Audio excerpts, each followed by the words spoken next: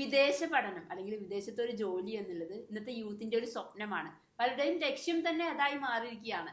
ഈ ഒരു അവസരത്തിൽ അവർ ഫേസ് ചെയ്യുന്ന ഒരു പ്രധാനപ്പെട്ട വെല്ലുവിളിയാണ് ലാംഗ്വേജ് എലിജിബിലിറ്റി ടെസ്റ്റ് പാസ്സാവാന്നുള്ളത്. അതിൽ IELTS, OET, PTE, UKVA അങ്ങനെ ഒത്തിരി എക്സാംസിന്റെ പേരുകൾ നമ്മൾ കേട്ടിട്ടുണ്ട്. അപ്പോൾ IELTSനെ കുറിച്ചിട്ട് കുറെയൊക്കെ ഏറെക്കുറെ ആളുകൾക്ക് അറിയാമെങ്കിലും ഈ PTE കുറിച്ചിട്ട്, അപ്പൊ നിങ്ങളെ പോലെ തന്നെ PTE എന്ന എക്സാമിനെ കുറിച്ചിട്ട് എനിക്കും ഒരുപാട് കാര്യങ്ങൾ അറിയാനുണ്ട്. കൂടുതൽ കാര്യങ്ങൾ നമ്മളോട് പറഞ്ഞു തരാൻ വേണ്ടി മിസ്റ്റർ ബൈജു പ്രകാശ് നമ്മുടെ കൂടെ ജോയിൻ ചെയ്യുന്നു. സോ നമുക്ക് സ്റ്റാർട്ട് ചെയ്യാം. Hi sir. IELTS, PTE, OET, UKVA എന്നിങ്ങനെ ഒരുപാട് പേരുകൾ നമ്മൾ കേട്ടുവരുന്നു. IELTS നമുക്കറിയാം. OET മെഡിക്കൽ പ്രൊഫഷണൽസ് അല്ലെങ്കിൽ നഴ്സസ് ഒക്കെയാണ് കൂടുതൽ പ്രിഫർ ചെയ്യുക. UKVA UK ബേസ്ഡ് എക്സാം ആണ്. ഓക്കെ, PTE കുറിച്ചിട്ട് കുറച്ചുകൂടി കാര്യങ്ങൾ അറിയാനുണ്ട്. എങ്കിലും എന്തുകൊണ്ടാണ് കൂടുതൽ ആളുകളും ഈ IELTS പ്രിഫർ ചെയ്യുന്നത്? IELTS ഒരു ഏതൊരു എക്സാം എടുത്താലും മുൻപന്തിയിൽ IELTS ആണ് നിൽക്കുന്നത്. നമുക്ക് തന്നെ അറിയാം, നമ്മുടെ ഇൻസ്റ്റിറ്റ്യൂട്ടിൽ IELTS പ്രിഫർ ചെയ്തുകൊണ്ടാണ് കൂടുതൽ കുട്ടികളും വരിക. സോ എന്തുകൊണ്ടായിരിക്കാം ഈ IELTS പ്രിഫർ ചെയ്യുന്നത് എല്ലാവരും? IELTS എന്ന് പറയുന്നത് ഇംഗ്ലീഷ് പ്രൊഫഷൻസി ടെസ്റ്റ് ആണെന്ന് എല്ലാവർക്കും അറിയാം. അത് വേൾഡിൽ ആദ്യമായിട്ട് വന്ന ഒരു ഇംഗ്ലീഷ് പ്രൊഫഷണൽ ഹൈ ഡിഗ്രി ടെസ്റ്റാണത്. ഇതെല്ലാവർക്കും അറിയാവുന്ന ഒരു കാര്യമാണ്. അപ്പോൾ അതുകൊണ്ട് തന്നെയാണ് തീർച്ചയായിട്ടും പിള്ളേർ ഫസ്റ്റ് പ്രിഫറൻസ് IELTS എന്ന് പറഞ്ഞൊരു എക്സാമിന് കൊടുക്കുന്നത്. അതുമാത്രമല്ല IELTSൻ്റെ ബോഡിയൊക്കെ ഏത് ബോഡിയാണ് കണ്ടക്ട് ചെയ്യുന്നത്, ബ്രിട്ടീഷ് കൗൺസിൽ, അത് നമുക്കറിയാം. PTE കുറിച്ച് അധികം നോളജ് പിള്ളേരുടെ കാതുകളിൽ എത്തിയിട്ടില്ല എന്നുള്ളതാണ് സത്യം. അല്ലെങ്കിൽ അവരതിനെ കുറിച്ച് അറിയാൻ വേണ്ടി ശ്രമിക്കുന്നില്ല എന്നുള്ളതൊരു വലിയ ഫാക്റ്റാണ്. അപ്പൊ ആ ഒരു അവയർനെസ് കൊടുക്കാൻ നമ്മുടെ ഈ ഒരു വീഡിയോ ഹെൽപ്ഫുൾ ആയിരിക്കും. തീർച്ചയായിട്ടും. ഓക്കെ, ഇനി IELTSും PTEയും കമ്പയർ ചെയ്യുമ്പോൾ ഏതായിരിക്കും സർ പ്രിഫർ ചെയ്യുക? PTE തന്നെയാണോ അതോ IELTSന് ഏതെങ്കിലും എളുപ്പവഴികൾ ഉണ്ടോ? കൂടുതൽ പ്രാക്ടീസ് ചെയ്യാനൊക്കെ കൂടുതൽ ഈസി മെത്തേഡ്സ് ആണോ നമ്മൾ ഫോളോ ചെയ്യുന്നത്? അല്ല, ഒരു ടെസ്റ്റിനും അങ്ങനെ ഒരു ഈസി മെത്തേഡ്സ് ഇല്ലല്ലോ. എല്ലാ ടെസ്റ്റിനും അതിൻ്റെതായ ഡിഫിക്കൽട്ടീസ് ഉണ്ട്. പക്ഷേ എന്നോടിപ്പോൾ പേഴ്സണലായിട്ട് ചോദിക്കുവാണ്, സാറാണ് ഒരു സ്റ്റുഡൻറ്റിൻ്റെ സ്ഥാനത്തെങ്കിൽ PTE ആണോ IELTS ആണോ പ്രിഫർ ചെയ്യുന്നത് ചോദിച്ചാൽ ഡെഫിനറ്റ്ലി ഞാൻ PTE പ്രിഫർ ചെയ്തു. കാരണം എൻ്റെ ലക്ഷ്യം എന്ന് പറയുന്നത് വിദേശ രാജ്യത്ത് പോവുകയാണ്. രണ്ട് ടെസ്റ്റും വിദേശ രാജ്യത്ത് പോകാൻ നമ്മളെ സഹായിക്കുന്നതെങ്കിൽ താങ്കളാണെങ്കിൽ ഇപ്പോൾ ഏത് ടെസ്റ്റ് തിരഞ്ഞെടുക്കും? ഡിഫിക്കൽട്ട് ആയിട്ടൊരു ടെസ്റ്റ് തിരഞ്ഞെടുക്കുമോ ഈസി ആയിട്ടൊരു ടെസ്റ്റ് തിരഞ്ഞെടുക്കുമോ? പ്രത്യേകിച്ച് ടൈം കുറവായിരിക്കും കൂടുതൽ ആളുകൾക്കും.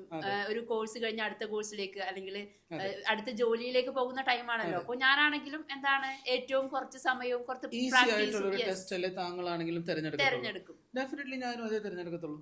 അപ്പോൾ തീർച്ചയായിട്ടും PTE ആണ് കമ്പയർഡ് ടു IELTS ഈസി ആയിട്ടുള്ള സിലബസ് ഉള്ളത്. അപ്പോൾ ഒരു കോമൺ സെൻസ് ഉപയോഗിച്ച ഒരു കുട്ടി അതേ തിരഞ്ഞെടുക്കത്തുള്ളൂ. പക്ഷെ ഇതിന്റെ പ്രോബ്ലം വരുന്നത് ഈ PTE കുറിച്ചുള്ള അവയർനെസ്, അല്ലെങ്കിൽ എന്താണ് PTE, അതിന്റെ സിലബസ് എന്താണെന്നുള്ളത് കുട്ടികൾക്ക് ഇപ്പോഴും അറിയില്ല എന്നുള്ളതാണ്. ആദ്യം തന്നെ നമ്മളൊരു എക്സാമിനെ കുറിച്ച് കേൾക്കുമ്പോൾ ഞാനാണെങ്കിൽ ചിന്തിക്കുക രജിസ്ട്രേഷൻ ഫീ ആണ്. ഓക്കെ, അപ്പോൾ IELTSന്റെ രജിസ്ട്രേഷൻ ഫീ നമുക്കറിയാം അറൌണ്ട് 18,000 ആയി. ഇപ്പോൾ ഈ PTEയുടെ രജിസ്ട്രേഷൻ ഫീ എത്രയായിരിക്കും ഇപ്പോൾ? അല്ലെങ്കിൽ അത് നമുക്ക് സാധാരണ ഒരാൾക്ക് താങ്ങാൻ പറ്റുന്നതാണോ? PTE എന്ന് പറയുമ്പോഴത്തേക്ക് രജിസ്ട്രേഷൻ ഫീസിന്റെ കാര്യത്തിൽ, എക്സാമിനേഷൻ രജിസ്ട്രേഷൻ ഫീസിന്റെ കാര്യത്തിൽ IELTS വെച്ച് നോക്കുമ്പോൾ വലിയ ഡിഫറൻസ് വരുന്നില്ല. 17,000 വൺ ടൈം പേയ്മെന്റ് ആണ് PTEയുടെ, 18,000 IELTSന് 1,000 ഡിഫറൻസ് മാത്രമേ ഉള്ളൂ. അപ്പോൾ ഫീയും നമ്മൾ ഏതാണ്ട് സെയിം ലെവലിൽ നിൽക്കുന്ന ഈ സമയത്ത് എന്തുകൊണ്ടായിരിക്കാം ഏറ്റവും കൂടുതൽ ആ ഒരു ഡിഫറൻസ് വരുന്ന ആ ഒരു ഡിസിമിലാരിറ്റി എന്താണ് സാർ കാണുന്നത്? IELTS എന്ന് പറയുന്നത് രണ്ട് പാറ്റേണിലാണ് എക്സാം നടത്താറുള്ളത്. വർഷങ്ങളായിട്ട് അങ്ങനെ രണ്ട് പാറ്റേൺ ആണ്, താങ്കൾക്ക് അറിയാവുന്ന ഒരു കാര്യമാണ്. പേപ്പർ ബേസ്ഡും കമ്പ്യൂട്ടർ ബേസ്ഡും. PTE തുടക്കം മുതലേ PTE എന്നുള്ള പ്രൊഫഷൻസി ടെസ്റ്റ് ലോഞ്ച് ചെയ്ത കാലം മുതലേ AI ബേസ്ഡ് ആണ്. എന്ന് വെച്ചാൽ കംപ്ലീറ്റ്ലി കമ്പ്യൂട്ടർ ബേസ്ഡ് ആണ്. ഓക്കെ, അപ്പൊ അതൊരു വലിയ കാര്യമാണ്. കാരണം AI ഇന്റഗ്രേറ്റഡ് വേൾഡ് ആണല്ലോ.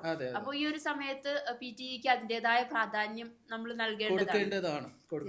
കാരണം ഇപ്പൊ എല്ലാം tech advanced, tech friendly world ആണ്. അപ്പോൾ പിള്ളേരെല്ലാം computer knowledge, basic computer knowledge പോലും ഇല്ലാത്ത ഒരു വ്യക്തി, കോമൺ മാൻ പോലും എടുത്ത് പറയുവാണെങ്കിൽ അവർക്ക് പോലും ഉണ്ട് ഒരു ബേസിക് കമ്പ്യൂട്ടർ നോളജ്. അപ്പം തീർച്ചയായിട്ടും ഇവർക്ക് ഈ PTE എക്സാം പേർ ചെയ്യാൻ വേണ്ടി പ്രത്യേകം ഇനിയിപ്പോൾ ഒരു കമ്പ്യൂട്ടർ, എനിക്ക് തോന്നുന്നു എററും കുറവായിരിക്കും അല്ലേ? തീർച്ചയായും, ബിക്കോസ് AI ആണ്, ആർട്ടിഫിഷ്യൽ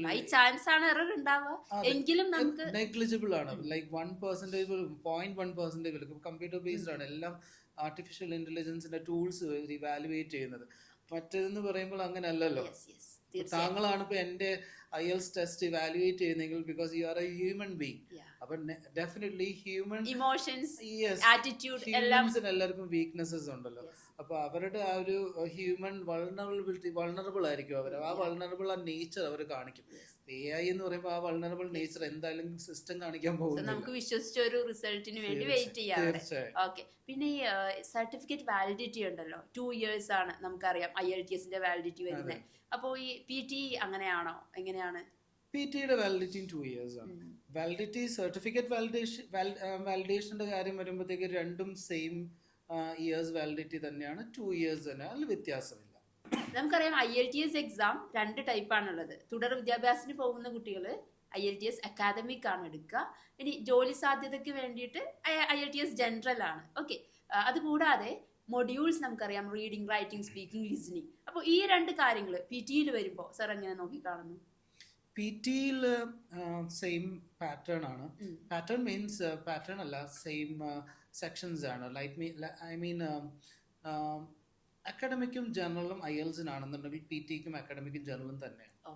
പർപ്പസ് സെയിം ആണ്. അക്കാഡമിക് PT സെലക്ട് ചെയ്യുന്ന ഒരു കുട്ടിക്ക് ഹയർ എഡ്യൂക്കേഷന് പോകാം.